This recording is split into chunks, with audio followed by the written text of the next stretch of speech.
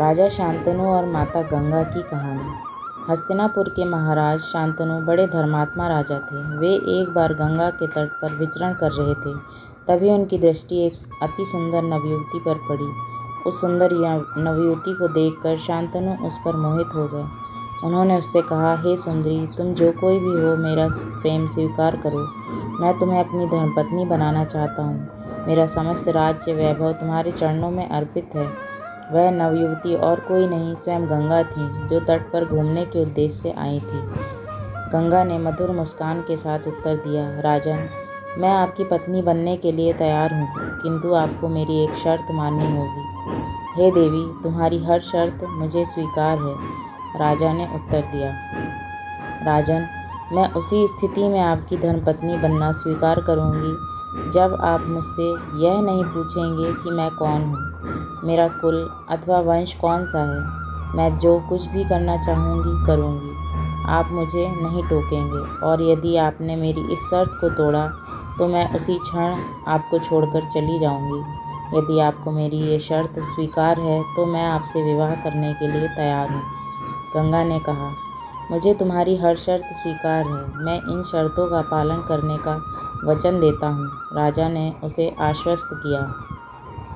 गंगा ने राजा से विवाह कर लिया और सुखपूर्वक महाराज शांतनु के राजभवन में रहने लगी। गंगा के शील स्वभाव, विनम्रता और निर्वाध प्रेम में राजा निमग्न हो गए। समय धीरे धीरे बीतने लगा।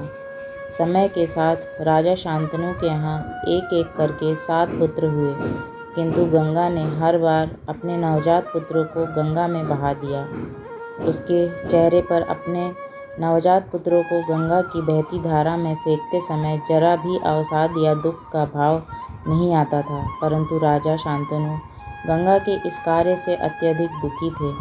हंसती मुस्कुराती गंगा को देखकर वे सोच में पड़ जाते कि यह तरुणी कौन है, कहाँ से आई है, इसका अतीत क्या है, यह अपने पुत्रों के साथ ऐसा निर्दयी और पैशाचिक व्यवहार क्यों कर रही है।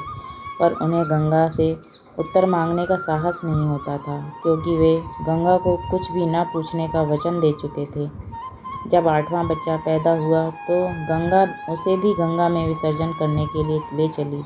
यह देख राजा शांतनु से रहा नहीं गया। उन्होंने अपना वचन तोड़ते हुए गंगा को रोका।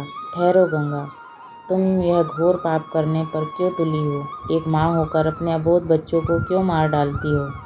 राजन, क्या आप अपना वचन भूल गए? गंगा ने उत्तर दिया, आप जानते हैं कि शर्त के अनुसार अब मैं यहाँ एक पल भी नहीं ठहर सकती। आप जानना चाहते हैं कि मैंने ऐसा क्यों किया? तो सुनिए राजन, ऋषि मुनि मेरा यश पतित पावनी गंगा के रूप में गाते हैं। मैंने अपने जिन 7 पुत्रों को नदी में बहा दिया था, वे स्वर्ग के 7 देवगण वसु थे। वे सभी महर्षि वशिष्ठ के शाप से ग्रसित थे।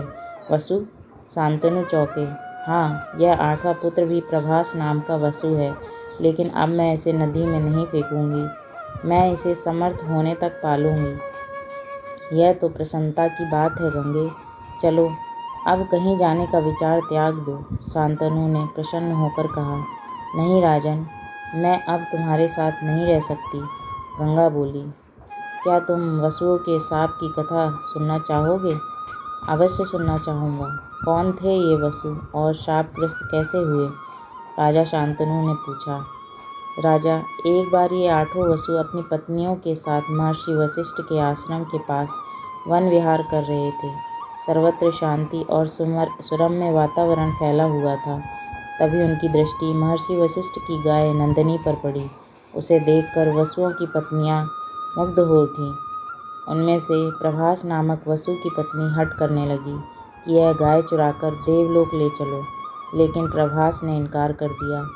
वह बोला, नहीं प्रिय, हम देवगणों को चोरी करना शोभा नहीं देता।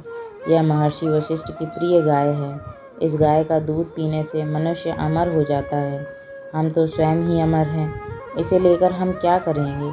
लेकिन प्रभास की पत्नी ने उसकी एक नहीं सुनी। वह अपनी जिद पर अड़ी रही। प्रभास ने विवश होकर दूसरे वसुओं के साथ गाय और उसके बछड़े को पकड़ लिया।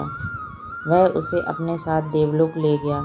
लेकिन जब वशिष्ठ कहीं बाहर से अपने तपोवन में लौटे तो वहाँ नंदिनी को ना पाकर दुखी हो उठे। उन्होंने सारा आश्रम और आसपास का पूरा क्षेत्र छान डाला, परंतु गाय नहीं मिली।